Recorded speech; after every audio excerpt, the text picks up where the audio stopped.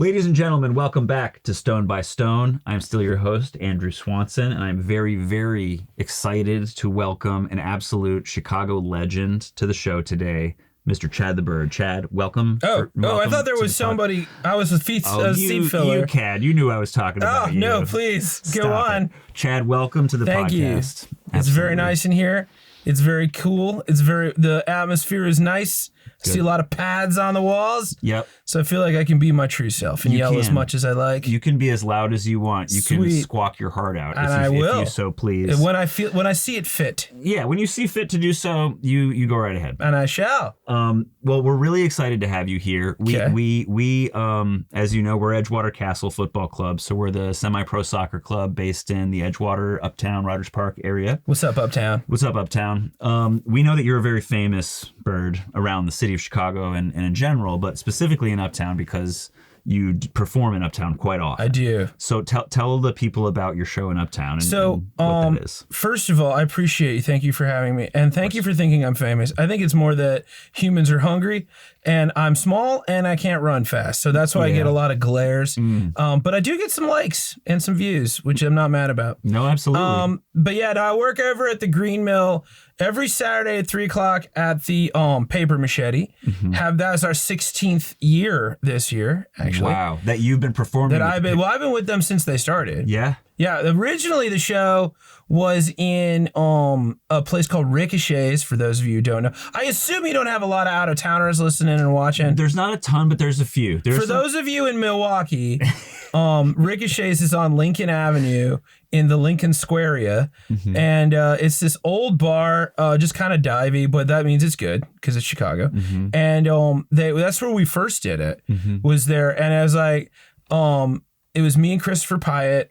And then we started doing the show there, and then we did it at a place called the Horseshoe that's gone, which is fine because that place smelled like farts. And I'm not speaking out of school. It just had a noticeable butt smell, but it had Texas toast, which I love. That's a tough combo, yeah, because you're like smashing on this like Texas toast. Oh, by the way, what's the capper on language? Are we at like a blue periwinkle? We're gonna try to keep it, minimal. I'd say we're probably on like not exclusively kids, but a few kids. There's some children in the audience. There's a few children in the audience out there. Yeah. So I was at this flocking place. Yeah. They had this Texas toast and smelled like butt. Yeah. That's the end of that story. No, of course. And now the show moved to the Green Mill. And so what we did a show at the Green Mill for a July 4th, I believe it was, show.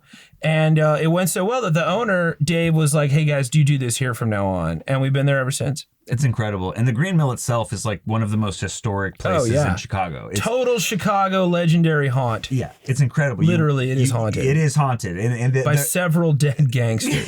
Yeah, and they're like not nice Not ghosts. at all. Yeah. The worst ghosts. Yeah, yeah. Ghosts that owned property in the 30s illegally. Yeah, yeah. The bootleggers stories, and such. You don't want to hear the stories the ghosts have to tell you. No, if they're haunting you and they need you to do something, do it. Yeah. Get it done. Yeah, just you don't want to keep that on. Don't give them your number. No, don't give them your don't address. tell them where you live. Like, just do the task. That's how you get ghosts. The ghosts you want ghosts? Yeah. That's how you get them. That's how you get them. And no one knows better than the Green Mill. That's true. So you've been doing that show with Chris Pyatt for 16 years. 16 years. Man, incredible. This is a side story, but my first ever play I wrote in college was reviewed by Chris Pyatt. Oh, yeah. He used to work for like Time Out, right? Yeah, he was the Time Out critic at the time when we started Jackalope Theater in 2008. Whoa. And we got... What was that show? I've been to Jackalope many times. This was called The Last Exodus of American Men. Gee. This was the first ever Was it a play? Yeah, it was a play that really wanted to be a mini series. Yeah, really. It was one of those sprawling. But anyway, most people were really generous to us because we were like this new group of college kids. Right. And we'd like clearly worked so hard on it. Not Chris Pyatt. No. Chris Pyatt was like, this isn't good enough. Yeah. And like that sounds like Chris Pyatt. Yeah, and frankly, he was absolutely right. But the cool thing about Chris Pyatt is that he eventually was like, that was maybe a little harsh, And I was like, oh, what a nice... No, don't walk it back. Nice thing don't to walk say. it back. Yeah, it's too late. Stick that landing. Chris. It's too late. You were able to give us some sense of, maybe you have an opinion. Maybe he was a little harsh, but the truth is we're all kind of coddled from we're all very coddled. We're all like trophy for everyone, right? Kind of upbringing. So you mean in the arts where no one's getting paid? I can't imagine why you would want to just be cool with everyone. Yeah, I know it's tough. You know what we should do? Make the nonprofit theater kids fight for supremacy. Absolutely. That makes sense. Instead of doing monologues at auditions, it's just combat. No, yeah, just put them in a room with bats and be like, here you go. There's plenty of pent-up rage and desperation for attention in there to create legit a pretty would good watch. Fight. Yeah, I mean, honestly, it wouldn't be the worst thing ever. No. So what outside of your residency, we'll call it, at Paper Machete with the Green Mill, what other ways can people see you perform, or what have you been doing around the city so far this year? Okay. Well, yeah, that's every Saturday, so that's on the reg, unless I'm touring, which I have been recently, so I haven't been around a lot. But third Thursday of the month at the Lincoln Lodge, which is on Milwaukee, there's a show we do called Class with Sarah Benincasa, and we do it. The whole vibe is that we are professors, and you are students. And then we have adjunct professors come in and perform. Our friend Ike Holter has played there, of course, with us. We've had Teddy Gales will be there on February 19th. I don't know when you're airing this, so I don't know if it's helpful to plug. Yeah, we try to be loose about dates. Okay, great. Just for the sake of, if you're in the future, you missed it. But if you, I've noticed on your calendar that February 19th is a close date in 2026. You should come by. But yeah, we've got a bunch of, it's like whoever's on the docket are the adjunct professors. Got it. And we bring in a major and we all write on a theme, and me and Sarah host that one. And that one's also pretty dope. We love doing that show because we get to be a little more because with the Machete, which is the name of the show, the Paper Machete at the Green Mill, that show, it's a little more current events based. So I get my topic on Friday. I've got maybe 12 hours to write it and perform it, or I guess just report it is more apt. And then we move on into the next, it's a little bit Daily Show, a little This American Life, a little happening kind of vibe in there with a band and such. Yeah. And then with Class, we get to pick our own stuff, and it's usually more like a Did You Know kind of show. As opposed to Smarty Pants, which does sound like it's like Smarty Pants. I don't know if you know the show Smarty Pants. I don't know Smarty Pants. So Smarty Pants is a different kind of show. It's I know all about this. I'm going to teach you about this. Right. This is more like a Did You Know This Was a Thing. It's less about you. It's a lot more humble, really. It's really about inspiring creativity in the audience. Inspiring intelligence, creativity, and mostly drinking. And that seems to be a theme of your work. Yeah. Those three pillars. Big into it. Yeah. Big fan. You're a fan of Malort. Yeah. I know this. You talk about it in your sets. Yeah, it's not subtle. No. I like to bring it up as much as I can. Yeah, exactly. Which is what happens when you drink Malort. Right. And because would you say that it's the most representative, I don't know, drink or food item from Chicago? Because Chicago, I think so. Yeah, Chicago has a number of iconic food and drink. But all cities do. Yeah. Every city's got a beef. Every city's got a za. Every city's got a drink of some kind of beer. But Chicago has Malort. Yeah. And no other city wants it. Nor are they allowed to have it. Oh yeah, they can't. Nor should they. Yeah. But yeah, that's why I feel like it's indicative of the city. It is, and I think there's something too about the fact that it isn't the easiest thing in the world to get to know. If it is, then you've got that Stockholm syndrome, and you need to seek help immediately. Yeah, absolutely. Which is why I'm in therapy. Right, of course. Good for you. Thank you. Yeah, and thank you for being honest with that about our audience, because not everyone feels comfortable talking about it. My therapist drove me here, so I feel like I need to be nice. It's really important. Thank you, Susan. We love you, Susan. She's outside the door. Shouts to Susan. Big up, Susan. Much love to Susan. So what did you get up to before this today? Today? Yeah, what have you been doing? Today I was over at Stern Pinball in Elk Grove. Stern Pinball Factory is up in Elk Grove now, and I was there for a media event. They have a new Cornerstone game that they launched. We're not allowed to talk about it yet, but it's dope. Okay. And no spoilers, but there's a lot of balls and a lot of slamming and scores. Yep. And it's very bright and colorful. Yeah. I mean, I would expect nothing less from Stern. No, but yeah, Stern Pinball up in Elk Grove had me come out for a media event. And I just got here so late. And I'm still aware. I'm awake. Yeah. But barely. Yeah, well, we're really just excited that you made it at all, because I know that like there are a lot of people that are very desperate for your time. So again, like we're just very grateful. It's mostly Buffalo Wild Wings. They keep calling. We're very grateful for your time. You should call them back. By the way. No. I know what they want. I know what they're after. Okay. And I don't think it's cool. All right, that's fine. Unless you pay me. Well, and then maybe. I think like you might have to answer the phone to find out one way or another. I think either way. I'm curious about what about Stern. Why were you at Stern? Like this was essentially a media event where you got hired to come out and like make some content for it, right? Does that happen a lot?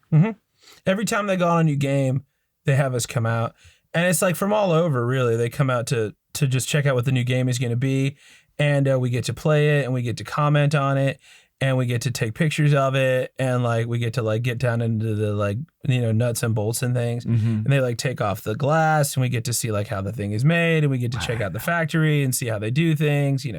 That's incredible. It is. I'm bragging like hard right now. Yeah, I mean you're. It's just like I'm not even just name dropping. I'm just like job dropping right now. yeah. This is what I did today. You get to see how the sausage is made. I did, inside. and I do like their sausage. Yeah, they make an excellent pinball. They machine do from make what I it. They're the largest, and therefore they must know what they're doing. Have they always been in Chicagoland? Yep. So pinball has always been in Chicago. Pinball, like Malort, is indicative to Chicago. I didn't know that. So, how much of this do you want to talk about? Because I could do this all night. I'm literally down to just know all the knowledge you have about the city. Okay. Yeah. So here's the thing about pinball, right?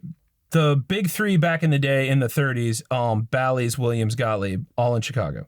In fact, if you look at any of those old electromechanical games and like talk about the games from like the 40s and 50s, the ones that are like super slow where the ball goes like bonk, bonk, bonk, as opposed to the new ones where it's just like because like it's the ones that make you feel like gravity has slowed. If you look at all the old electromechanical games, named such because they're not solid state, which is the next evolution of pinball. So you have your electromechanical games, and then you got your solid state games, and those solid state starts in like the 70s. Okay, and I think it's like the 80s maybe. And those are the like Pinball Wizard quick version. Well, ones that you're talking the about, difference is it's really like how it's created. Like an electromechanical game has no concept of what it's doing. A solid state game has a computer inside that knows what's happening. Got it. So like electromechanical is just all solenoids, and like you know what a solenoid is? No. So a solenoid is the magical device that makes pinball so great. Okay.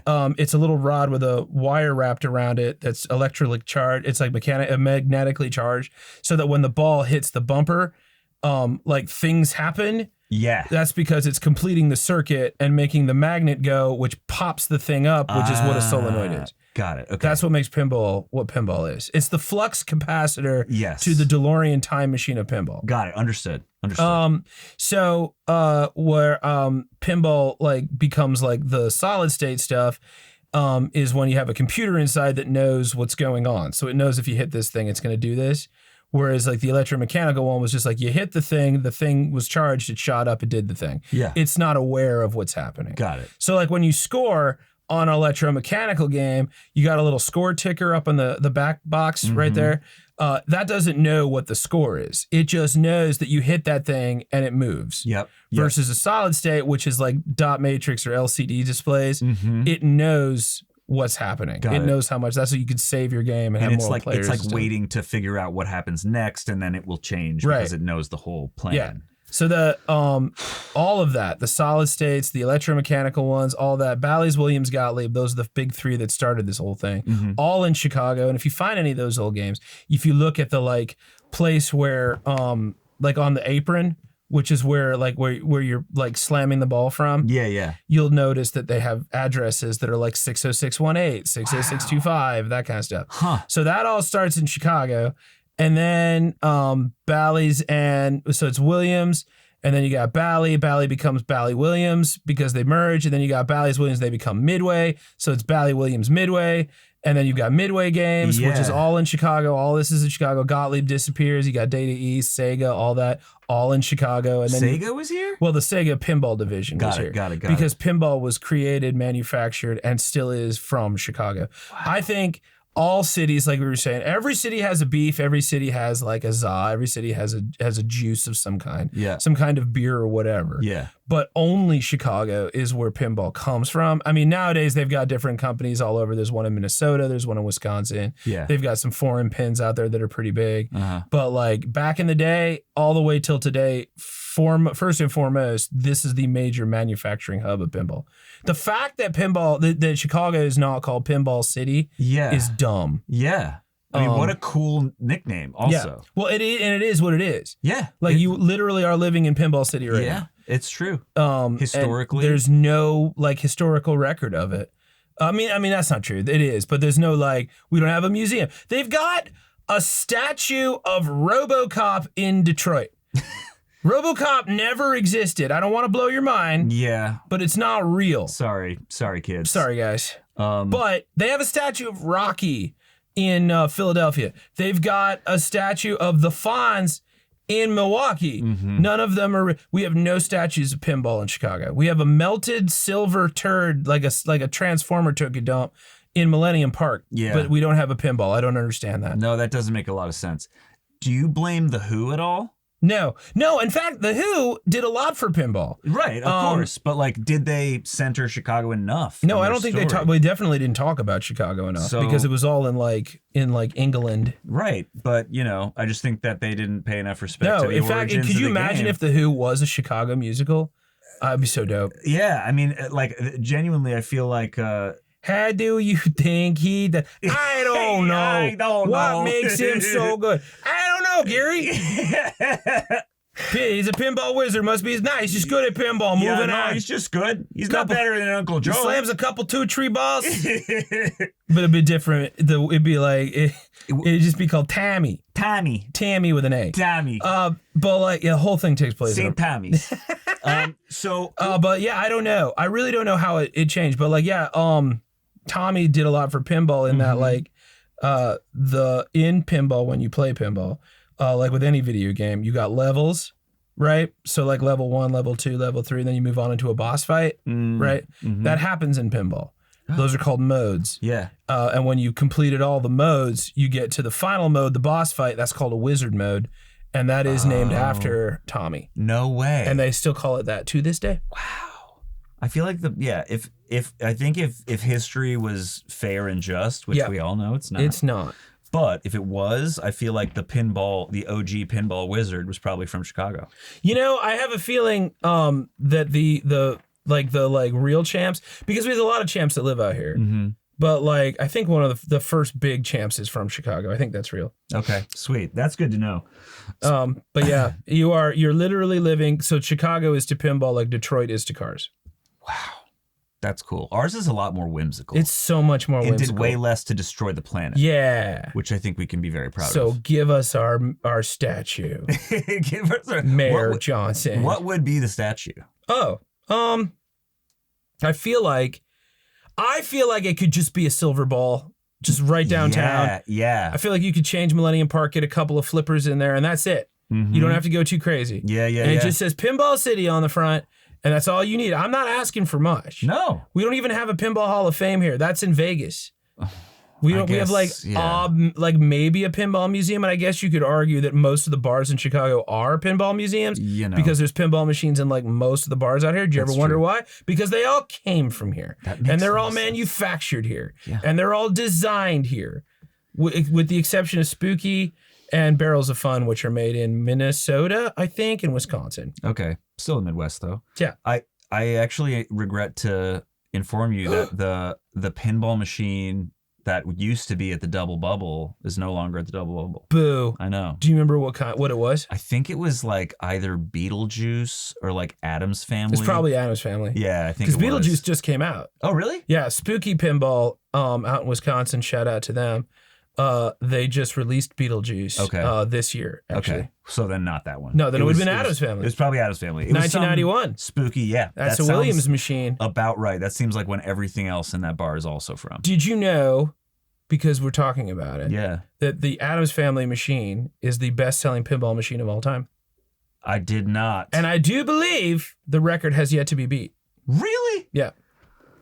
like 200,000 units or some insane thing. Okay. So while that doesn't necessarily make it like a rare one, it does make it the most sought after one. Yeah, everybody loves it. Everybody wants it. Wow. It's actually really easy to get because they have a lot. Yeah. But yeah, that's the most popular. I believe Keith Elwin's Godzilla from 2023 is the new, like, maybe that's going to be the one. I think it's 2022. It's the one that's going to beat it because that one's everywhere and it's also really good. Yeah. Since you asked. When you say good, do you mean like a good play? Yeah. Like it's fun to play? It's fun to play. Wow.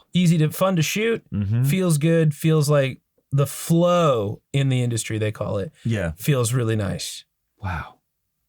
I learned more about pinball tonight than I anticipated. Good. Good. You live in the city of pinball. You are Pinball in City, baby. Pinball City. You should know your history. I know, and now I do a little bit more, which is why, like, this is just a perfect example of why you are such an important performer. Thank you. Is that you are funny, you are fun to talk to, you're fun to listen to talk to. Go on. But you're also like sharing genuine knowledge with people. Yeah. Which I think is cool because, like, I believe that a balance of like fun and whimsy and fart jokes and all of these things. You gotta have a fart joke or two. But like you can also like be smart about things and like talk about things that matter. Positivity is the new edgy, intelligent is the new punk. But I guess they've always been. It's just that we're like very aware of it these days. Yeah. I also think that you humans have a ton of interesting stuff that you do that nobody talks about. That's super nice of you to say. I think, like, and the reason I dig on the pinball experience is because it's just this incredibly weird, whimsical thing that you've all created that's like the pinnacle of game. Like, outside of like tabletop games, when they get real complicated in there, you got your pinball. Because like with your video games, it's just like you sit in front of a screen, you're playing a game. I'm not knocking. I grind like with the best of them. Yeah. I'm currently grinding on Hades on my Switch. That game rips. Sick. But when you don't have a physical experience and you see a pinball machine and you're playing a video game, but the actual action is a physics lesson in front of your face that you're actually manipulating in the real, I think that just doesn't get any better than that. Dude, that's so cool. I absolutely love it. And we're going to actually talk a little bit more about the physics of spherical objects because you may or may not know this, but this is a soccer podcast, technically. Oh. Yeah, I know. Awkward. I know, because we have been talking about a totally different ball sport. I know one kind of ball. Yeah. And it's silver. Well, then maybe this can be an opportunity for me to teach you a little bit in the next half. Oh. Okay, because we are going to take a little break. We have to take a little break. Frankly, oh no, you have to do that. Yeah, I have to do that. When we come back. Oh, you have to. I have to. Can I finish? When we come back. When we come back, folks, we are going to be talking about a different kind of spherical ball, the soccer ball. I'm going to maybe tell Chad a little bit about the soccer scene here in Chicago. Currently, I am Chad. About its history. Okay. Yeah, obviously, you know who you are. I'm not telling you who you are. Anyway, my point is that we're going to talk about a few other things in the next half. I'd also love the folks to learn more about where and when they can catch you outside of the show at the Green Mill. Okay. And, yeah, it's been a pleasure talking to you so far. And but we're not leaving. No. When we come back. When we come back. Yeah, when we come back. Thank you so much for your time, folks. We'll be right back. We'll be back. Bye, bye, bye. Bye, bye.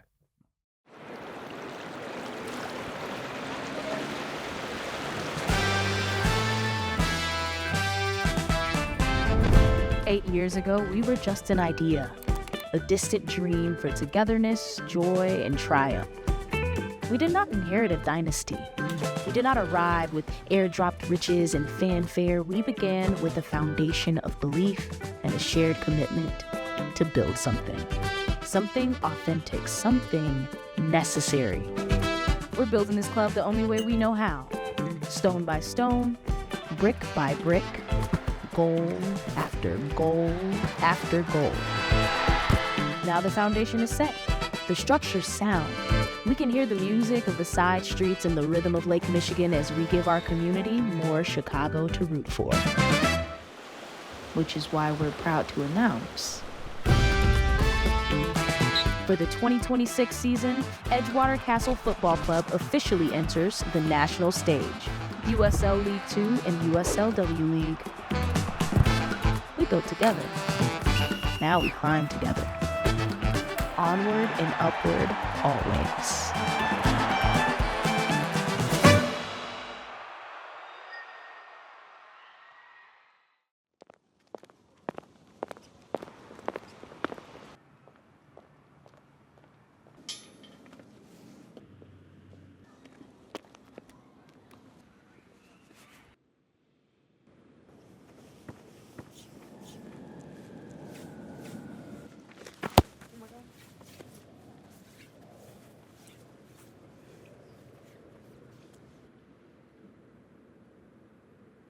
Welcome back to Stone by Stone. Well, when we come back, but now we're back. We are back now. This Nice. is when we were referencing the time when It's we would happening come now. back. This is it. We're here. But I'm very, very pleased that Chad the Bird decided to stick with us for I the did. second half. I really appreciate that. It is getting hot, and I am starting to smell delicious. So, Well, yeah, I mean, I'm not going to deny that, but I also will have you know I already ate. oh, good. Yeah. What I would like You'd to think that would stop you. what I'd like to go into now would be, not necessarily your area of expertise, but like the reason that we started this podcast is that I run a soccer club Right. in Edgewater and Uptown, Rogers Park, that sort of general part of town. Now, when you say you run a soccer club, you mean like people that enjoy soccer? No, I mean like yes, but it's like a club the same way they refer to the Bears as like a football club. Oh, so right? you run a team. I run a team, yeah, I run a franchise. I didn't know that. Yeah. So I see the hat now. It all makes sense. Yeah, so All this is the coming together. logo, and this is the whole deal. But the reason that I thought it would be cool for us to talk about it is that you have all these areas of extreme knowledge and history of Chicago. And one of the things that I love most about you and your work is that you are so good at bringing people together to like learn stuff and have a good time. And there's a real sense of community around what you do and talk about here in Chicago. And, Thank you. Being that you have this residency in Uptown, you know the neighborhood really well. I do. And we're gonna be playing our games this coming summer at Winnemac Stadium. Nice. Yeah, in Winnemac Park. Beautiful brick, historic, 100-something-year-old stadium there in Ravenswood. Huge place. Huge place. So we're psyched about it. And basically, I thought it would be cool for me to tell you a little bit about like the history of soccer in Chicago, okay. so that you could have some frame of reference when we invite you to a game this year I'm at the stadium. chuffed, and I'm all ears. Okay, great. I think. One thing that I find really cool about soccer in Chicago is that it kind of like really well represents the fact that it's a super global city, right? So like, Oh, yeah. people have been coming to Chicago from all over the world for a really long time. And they call it footy out here, too. I've heard do. it said. They do call it footy. Have been to a couple of Man U and I believe Liverpool matches at a couple of bars like the Atlantic. Yep. And I don't remember what the other one was. I'm trying really hard. It was like in Lincoln. It may have been the Red Lion, or no, maybe it was the Red It Lion. could have been the Red Lion. Yeah, Is the I Red can't Lion remember. still around? There was two of them, right? And then those Yeah. guys, it was because they fought. Yeah. And then one guy built his own. It was like, I'm calling mine the Red Lion, and this Yeah. is the real one. I don't remember. It was a long time ago. There's not a ton of imagination in that I don't- feud. I don't care. Yeah. But But there's a lot of bars around that I'm not that show paying the game. $9 for a beer. No, of I'm just course putting not. that out. Not in Chicago. No, not in Chicago. But I would there on a like 4 a.m. for a football match. Yeah. With like, just humans eating blood sausage and wearing like their Dick's Sporting Goods shirts that they were really into. Exactly. And it's a very unique culture that way, right? Have been many times. Great. And that's the thing that I think is special about the game of soccer is that Right. like there are very few other reasons that like adults want to get up that early to Sure. go anywhere, let alone to like drink beer and eat breakfast at the same time. You humans that enjoyed the Harry Potter series back before it was gauche will remember the scene where they go to the Kidditch match and they all wake up at like, 4 a.m. and whatever wizard time. And the kids are like, ah, and then they run. That's what it's like. Yeah, it's exactly what it's like. And they're You all go to wearing the- scarves and they're looking smart. Yep, go to the Atlantic. You can go to AJ Hudson's as Oh, another that's one. the one I was Yep. thinking of, There's AJ the Hudson's. Globe Pub. Oh, I've been to a footy match at the Globe. That's see? true, yeah. So there's a bunch of them around. But, in Chicago, especially in the Uptown area and, Edgewater Rogers Park, there's people that have been sort of flooding into the city from all parts of the world for a really long time. So there's this really rich culture of soccer clubs that started, at the turn of the century, kind of the same time that a lot of the big clubs in England started. But they were all kind of based around like nationality or ethnicity. Oh. So there's a ton of clubs in Chicago that have been around since like the 20s and 30s that are like named after a town in Poland. Oh, or cool. Named after a specific part of Croatia or whatever. Neat. So, that's something that I find super cool about Chicago is that over, many, many decades, these teams sort of still exist and they've had to sort of move further out of town as time's gone by and they've ran out of space for fields and stuff. But a lot of those teams are still around. So now there's sort of a mixture of teams like us that kind of were founded more recently that are more of like a... How old is the team? We started in 2017. Nice. Yeah. So we're a little over 8 years old. And we started as a nonprofit, and now we're sort of moving the men's and women's teams to go pro eventually. So that's the idea. Nice. But like pro, like World Cup pro? Well, like third division pro. Okay. You know, so like if you think about it, in England, there's like the Premier League, and then below that there's the Championship, right? And then below that there's League One, right? We're trying to be in the like League One of the U.S. Nice. Yeah. Not quite Ted Lasso. Not quite Ted Lasso. No, he got to go in right at the top, which was very unreasonable. Very realistic. Yeah, but all that is to say that, you know, here in Chicago, the only real soccer culture that exists and has existed for a long time is based in these kind of like national ethnic cultural identities. So there's like Nigerian teams and Ethiopian teams and Polish teams and German teams and stuff like that. And they've been around for a really, really long time. Right, because it's soccer and it's cool, as opposed to football, which I have notes about. Oh, do you? I don't mean football like footy. I mean football like gridiron, which is what it is in the States. Of course, the old pigskin. Yeah, they don't necessarily, they're not a welcoming field, I've seen. Yeah. No, that's the truth. But, you know, one thing that I think is super cool about this is, you know, much like theater or going to shows or going to see music. Or wizards.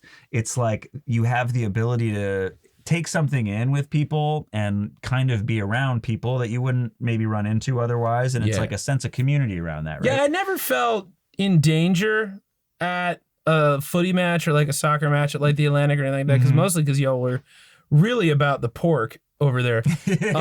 But not a fan of going to a football gridiron match in the States. Nothing but wings. Yeah, it is wing city. Nothing but wings. Wings and dips. Yeah. Sauces and wings.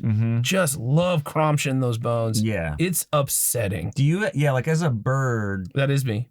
Do you feel like certain foods that we eat sort of rub you the wrong way? Well, you can answer that question if you just think about it for a minute. What it would be like if humans out there were like, hey man, you know what I love? I love taking the smallest of you, deep frying you and covering you with sauces. You're cool though, right? Yeah. We're cool, right? Yeah, of course we're cool. So yeah, no, it's awkward. Yeah, it's not good. Not my favorite thing.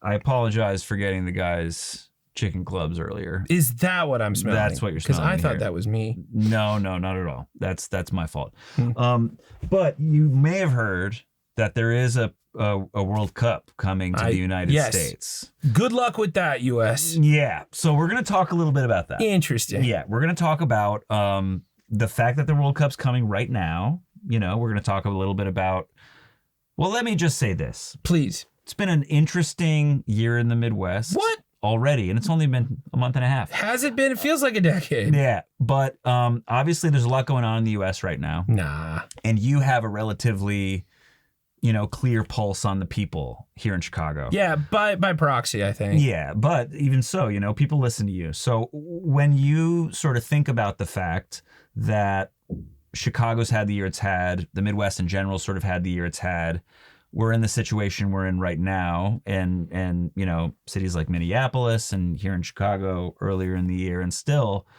what's your sort of thoughts on what we as a country should do with the fact that we're hosting a World Cup? Don't do it. Don't do it. Stop. We need to reset at home first. Yeah. That's like throwing a birthday party, but the entire floor of your house is gone. Like just burned down, beat to nothing. Yeah. And they're just like, shoot, we have guests coming tonight. So cancel the party. Yeah. Cancel the party. It's like it's much easier to cancel the party than to apologize later. Where are you going to have it? You can't even handle Cubs traffic. Where are you going to do it? Well, they're not doing it in Chicago. Yeah, I would hope not. No, they're not. Rahm Emanuel didn't want one. I remember. I think we talked about that one. We did, yeah. And I think, you know, in hindsight, didn't expect to say this, but, you know, Rahm, you might have gotten that one right. I was against NASCAR being here, but it turned out it was all right. Yeah, it was okay. Yeah, there's parts of Lakeshore Drive you can drive on without bottoming out now, which is nice. That is a positive. I agree. And like the truth is, though, these global events, these like events that have more money than God to do what they want to do. Famously well regulated. Nothing weird at all. No corruption whatsoever, from what I understand. But I think, you know, it's a tough thing because for a club like us who really does represent this very global identity and has people that are, Americans and in America, but are also very dedicated to their Nigerian culture or Dutch culture or whatever. The World Cup is sort of this moment in which, like, despite all the horrors happening here, there's this opportunity for people to actually be able to celebrate something that isn't exclusively American. Right. So it has both. But we're not particularly good here in America at experiencing things that are not American. No, we're not. As evident with the former Super Bowl experience that we just went through. Correct. So I'm like, I don't think we're ready for this right now, man. I would You agree. might be, as a soccer fan, ready for it. Yeah. I'm certainly interested. Sure. But I think the majority of America needs time out. Yeah, I think you're right. Do you think it would be best if we had sort of some kind of like time chamber for everyone where we could all just like a silent booth that goes sit for a few minutes and think about it? Or like a decade. Like, don't we will open the door when we're ready to let you out. Yeah, exactly. And the we is like the rest of the world. I don't hate this idea at all. I think it's worth considering. It's like the opposite of what Goku had in Dragon Ball Z, where he could like solid extend Dragon Ball Z time. reference. Thank you. Yeah, I'm a nerd. Yeah. Okay, so I didn't just talk about pinball for 2 hours. Don't worry about it. Well, we're real cool here. Yeah, we're pretty cool. When it comes to that, though, I think, we have, because we're soccer people and we have a ton of people who really love the game, and we recognize that, like, a lot of things that represent this country right now and the way this country is representing itself right now aren't really our ideals, obviously. And we have to sort of contend with that. We're currently in the Olympics. I'm just playing. I feel like of course we can handle it. I feel like it's a good idea. I just feel like I wish we just wait a year before we do it. Yeah. Wouldn't that be, it would be nice. It would be nice. And it does feel as though we're kind of hurtling towards it a bit right now. Yeah. And that's not the most comfortable way to you never want to enter any large-scale celebration at a hurdle. Yeah. A light saunter, a confident pace. Yeah, no, not a discombobulated sprint to the finish. Yeah. Flaming truck on fire. Yeah. Not the best way to enter a room. Have you done a lot of traveling? Like, I have. Yeah, outside the U.S.? No, I have not been outside of the U.S. Okay. But I've been around the U.S. a lot. Yeah. I have friends and roommates that have been, but no, I have not. What's your favorite, like, travel experience or trip you went on that really, like, made you realize, like, oh, I've never really thought about this place, but it really surprised me? Or Baltimore. Really? Yeah. What about Baltimore? So, I mean, I just got back from San Francisco. I'd never been there. That was great. Just went to New Orleans, never went there. That was great. But Baltimore really sat with me. I went there for the Edgar Allan Poe Fest and awards, which is what it's called. Got it. Because Edgar Allan Poe died in Baltimore. And they always throw a thing every year on the anniversary of his death. And it's like a 3-day festival. It's a big street fair. They have all these performers. They have a movie night. They've got like horror celebs. I got to meet Vincent Price's daughter, Victoria. Name drop. And like you go to like where Poe is buried, and you go to like areas where they like, this is where Poe was. This is where he had his last drink. This is the hospital where he was like taken care of and all that stuff. So it's like it's Poe-centric. Yeah. But this is Edgar Allan Poe. The Edgar Allan. Okay, I was just checking. E.A. Poe. Yeah. Himself. Quoth the Raven nevermore. Yeah, and I got to do so this year was the 180th anniversary of the Raven. Oh wow. So I got to do the 180 years? Yeah. Poe died in 1839. Whoa. So don't forget, it'll be almost 200 years in it'll be like in 13 years it'll be 200 years. Whoa. Since Edgar Allan Poe died. I've got a real problem with history in which, like, if it's before nachos, that's where I get lost. yeah. Right. Yeah. PN or AN. But here's the thing. A lot of people don't realize that like Edgar Allan Poe, it's weird because in all the movies, Edgar Allan Poe, he's always got this like British, I'm so British. He's not British. He's from Boston. Yeah. Right. So if anything, the Raven sounds a lot better with a wicked accent, bro. Yeah, wicked. Quote the Raven, get out of my yard. Yeah, this bird's wicked hard. But like, and Matt Damon, please call us. But like, he has more in common with like Matthew McConaughey now than he does with the like hot topic loner emo dude that you all think he is. Right, of course. And like, well, that was the big thing. Like when I was out in Baltimore, they were just like, yeah, remember, this is before Sherlock Holmes was even an idea. Right. Edgar Allan Poe was, because he created the detective novel. Yeah. So like without Edgar Allan Poe, we wouldn't have Sherlock Holmes, we wouldn't have Agatha Christie, we wouldn't have Poirot. any of that. Poirot wouldn't exist. Kidding? No Benoit Blanc of the Knives Out series. Yeah. None of that would exist without Edgar Allan Poe. And so like going there is really interesting because it's everywhere and nowhere. Because like it's Baltimore, so there's a lot of stuff going on in Baltimore. But then when you get on the Poe train and follow it, it's like everywhere you look, there's like a little plaque about Edgar Allan Poe in that town. It's really cool. That's amazing. That's a great answer. I haven't spent a lot of time in Baltimore. I love it. I do like the design of the Orioles Stadium, though. It's cool in there. Yeah, it is. Yeah, we got to go fly through there last time we were there. We've done the show 2 times. We're going to probably do it again this year. I hope. Call me. But like guys like Chris Reel out there, who's a big tour guide out there, we got to know him and his company and took us on these like really awesome late night graveyard tours and things like that, where you see like the graveyard. Oh, this is interesting. So cemetery versus graveyard. Okay. Cemetery doesn't have a church. Graveyard has a church. That's the difference. I didn't know that. And I think I'm doing that right. I think I'm right. Wait. The church is the difference. Okay. So if there is no church, it's just a burial ground, which I believe is what a cemetery is. Okay. But then if you have a church, it's a graveyard. Or it might be the other way around. It might be that it's a graveyard. A graveyard? Well, now I'm not confusing myself because a yard to me feels like something that is adjacent to a structure. Maybe it's the other way around. It might be a cemetery is a place of burial. Yeah. And a graveyard is a place for the church. It could be the other way. You can Google this later. Yeah, but it is we'll fix this in post anyway. Yeah, it'll just be me with like some AI slop voice being like, and you've got like 5 beaks.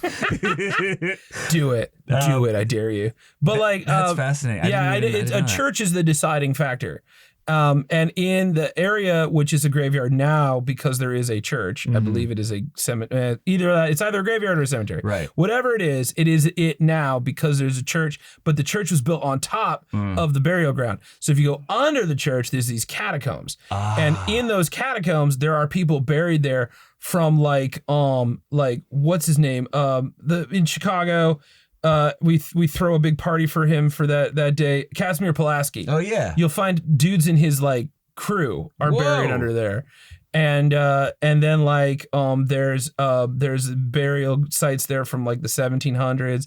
And then Poe is buried in that grave cemetery yard. No way. And you can go there, you check that out. But then while you're there, you'll see people that were like sign the Declaration of Independence. You see like people there that were like one of the original, like this guy, he's the original this and that kind of stuff. It's really fascinating over there. Man. And they have the Carroll House, which is the last surviving member of the signers of the Declaration of Independence. And that mansion's still there. And Poe would have known him and like been at that house. So it's that's why Baltimore is so wild. Yeah. Because the history is so currently right there. Right. You know, like in Chicago, I don't know if you know about this, but we had a bit of a fire. Yeah. There was a bit of a torch situation. We lost a couple of the real estate documents and historical something or others, I'm sure. So like, but that did not happen in Baltimore. So like when you're walking around, there's these old brownstones and you go in there and it's like, you go down this downstairs and it's like, Ben Franklin, you know, once hung out in the corner over here and did this thing. And you're like, what?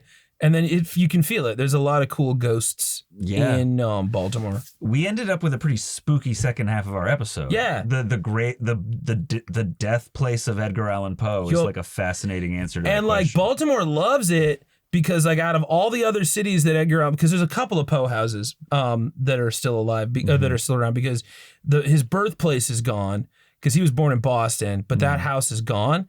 And there's a statue there now behind an El Peretti cigar shop. That's a fun fact for your trivia night. But it's a statue.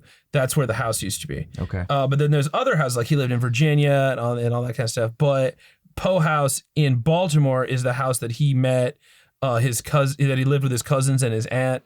And that house is still there. And that whole street is where they do the festival. And you can go into the house and it's still as it was. and they're trying to make like a museum around it and that kind of stuff. But the reason the Poe Baltimore is so proud of their lineage with the other Poe houses is because they have the body. Yeah. Because he is buried in Baltimore. Yeah, of course. No one else can claim that. Nope. you So know? like when you go there, they're like, yeah, but we have the body. There's so only this one is of the home of those. Poe. Yeah. That's an amazing answer. I got to get back to Baltimore Who and check did out all not this play spooky soccer, stuff. I believe. Edgar Allan Poe did not. Well, I actually don't know. Actually, we don't know. It's a pretty old game. Yeah, I guess he may have kicked a ball around or two. Although I gotta say, it was probably pre-soccer getting. Really It would have been big. called something else. It would have been, yeah, like fiddle feet or Tummies something like that. or something like that. Tummies. Kicky spheres. Kicky tummy. Kicky molds. Okay, so Chad, we're just about running out of time. Shit. I know. I'm really, really grateful that you're here. Oh, I thank think you. You're just one of my favorite follows on the internet. You're one of my favorite live performers in the neighborhood. And like I said earlier, you're an Uptown legend. So we're just like super excited to have you on the pod today. If you could ask the people to come and see, one thing you do or check out one thing or give you a follow somewhere, what would you have folks do to keep in touch with you or follow along with you? If you're out of town, follow me on YouTube because that is where you do the full reports. But you can see my little mini bits on TikTok and Instagram and Facebook and Threads. I'm on all those. And you can see my movie reviews on Letterboxd. I got a Letterboxd account because I go to movies all the time. Yeah, of course. You can listen to my Birdcast, which is on Spotify, and I believe it's on Apple Music or whatever. You just go to my website, you'll find all that stuff. But if you really want to see the thing, you got to come find me in the face. And if you're in Chicago, every Saturday at the Green Mill, every third Thursday at the Lincoln Lodge, and then you can watch my streams. Come find me at Logan Arcade. I'm usually hanging out there playing pinball. Beautiful. Well, Chad, like I said, it's been an honor. I really hope that we're able to see you perform very soon. I know that my wife and I are trying to get out to the Green Mill in the very near always future. Welcome. Come hang out. Thank you just you. gotta let me know you're coming. I definitely will. Thank you for letting me talk about pinball. They don't normally let me do that. Honestly, Usually there's like a producer in the back like, cut it.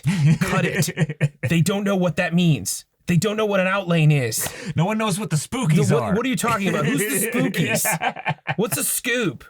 Ugh. Well, no, man. I mean, like, your passion is my Talk passion. about the Olympics. Okay, fine, I will. Yeah. but no, yeah. I'm glad we got to talk. I'm really glad you were able to come out after a really long day of pinball hype manning. Yeah, I'm not mad about it. No, hype birding, I guess. I'm not mad. It's like being asked to go to your favorite like chocolate factory that you love chocolate. And it's like, oh, what a day. I sampled so many Ghirardellis. Yeah, it's tough. It's tough to be the king. But anyway, thank you so much, Chad. Hope you have a great rest of your night. I really appreciate you being here. And ladies and gentlemen, thank you for following along with us. Go Edgewater. Go Edgewater Castle Football Wait, what do you Club. say? We're the Rooks. We say the Rooks. Go Rooks. Go Rooks. Go Rooks.